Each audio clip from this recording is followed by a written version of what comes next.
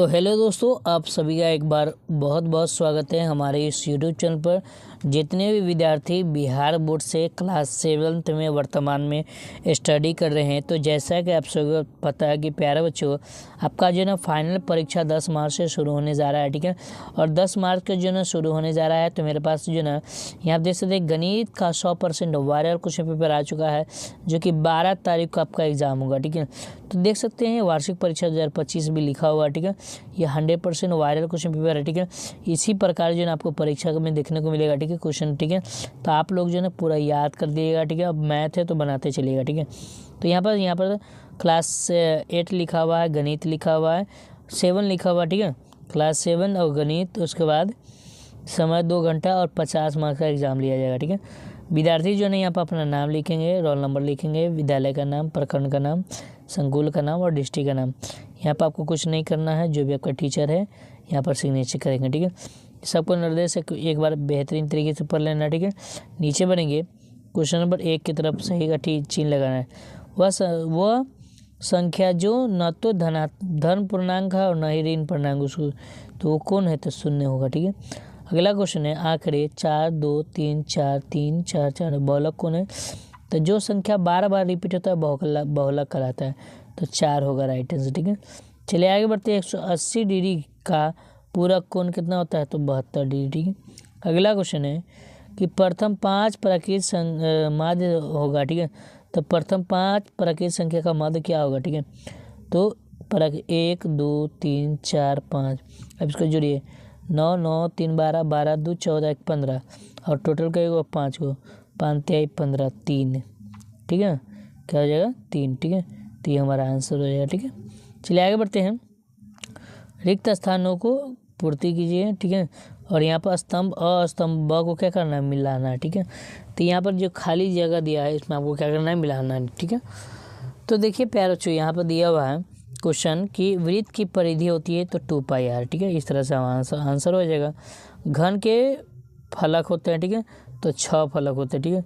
एक शतांश कितना होता है, तो इस तरह से हमारा आंसर हो जाएगा, ठीक है। इस तरह से 0.01 हो जाएगा, ठीक है। उसके बाद एक वर्गमूल का क्षेत्र कितना होता है, भुजा स्क्वायर, ठीक है। क्या होता है, भुजा स्क्वायर।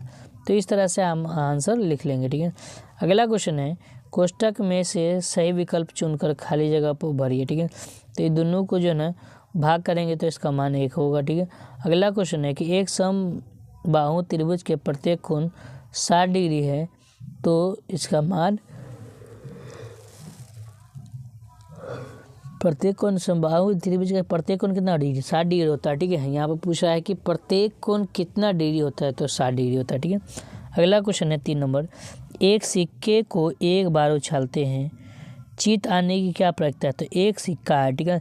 जब इसको उछालेंगे तो पहला हेड आएगा, टेल आएगा, तो जीत आने की तो यहाँ पर जो है ना फिर टेल आएगा, फिर हेड आएगा, ठीक है। इस तरह से आ सकता है, ठीक है।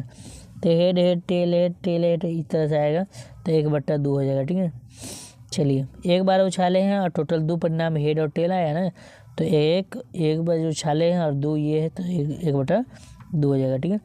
अगला क्वेश्चन है 4 नंबर प्रश्न, यदि किसी वस्तु का विक्रय मूल्य उस वस्तु के क्रय मूल्य से अधिक होने वाली हो तो लाभ होगा, ठीक है। क्या होगा, लाभ होगा, ठीक है। तो प्यारे बच्चों 4 नंबर प्रश्न यहाँ पर कहता है, गौर से देखिए, नीचे दिए गए प्रश्नों के उत्तर बगल के बॉक्स में दीजिए, ठीक है। तो इसका क्वेश्चन है, यहाँ पर आंसर है, ठीक है। तो एक ऐसा पूर्ण युग्म लिखिए जिसका योग 1 हो, ठीक है। तो दोनों को जोड़ेंगे तो 1 होगा, ठीक है। उसके बाद जो है ना 51 के कोण का पूरक कोण लिखिए, ठीक है। तो इसका मान यहाँ पर हो जाएगा, ठीक है। उसके बाद जो है ना 6.34, ठीक है। 6.34 को परमेय संख्या के रूप में लिखिए, तो यहाँ पर आंसर हो जाएगा, ठीक है। उसके बाद जो ना अगला क्वेश्चन यहाँ पर 4 नंबर प्रश्न में है कि 16 और 18 का सरलतम अनुपात कितना होता है, तो 8:9, ठीक है। इस तरह से हमारा आंसर हो जाएगा, ठीक है। 5 नंबर प्रश्न है कि -6 और 6 के बीच की सभी पूर्ण संख्या, ठीक है। तो -6 और 6 के बीच का जो ना सभी पूर्ण संख्या, ये सब हो जाएगा, ठीक है जी, बिल्कुल, ठीक है। ये सब हो जाएगा हमारा आंसर, ठीक है। चलिए आगे बढ़ते हैं। आगे देखिए प्यारे बच्चों, यहाँ पर दिया हुआ 6वां प्रश्न है, एक समकोण त्रिभुज के एक न्यून कोण का माप इतना डिग्री है तो दूसरे न्यून कोण का मान कितना होगा। ठीक है, तो कोण ए का मान इतना, बी का मान इतना, इस तरह से मानिएगा और आंसर निकालिएगा। ठीक है, तो यहाँ से आंसर हो जाएगा। ठीक है, अब चलिए आगे बढ़ते हैं। 7वां प्रश्न दिया हुआ गौर से देखिए, 550 रुपये कितने वर्षों में 10% साधारण ब्याज की दर से 660 रुपया हो जाएगा। ठीक है, तो यहाँ से हमारा आंसर निकालेंगे। ठीक है, तो आंसर निकालेंगे तो 2 वर्ष लगेगा। ठीक है, ये हमारा आंसर हो जाएगा। ठीक है, चलिए आगे बढ़ते हैं।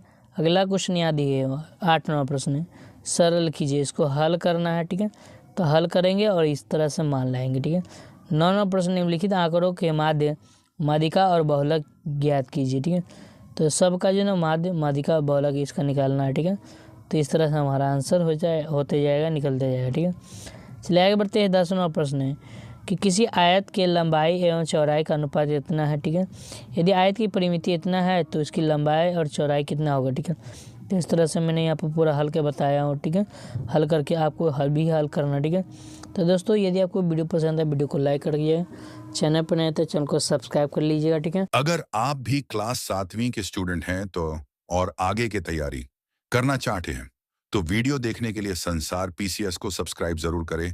Thank you dear friends, watch the video.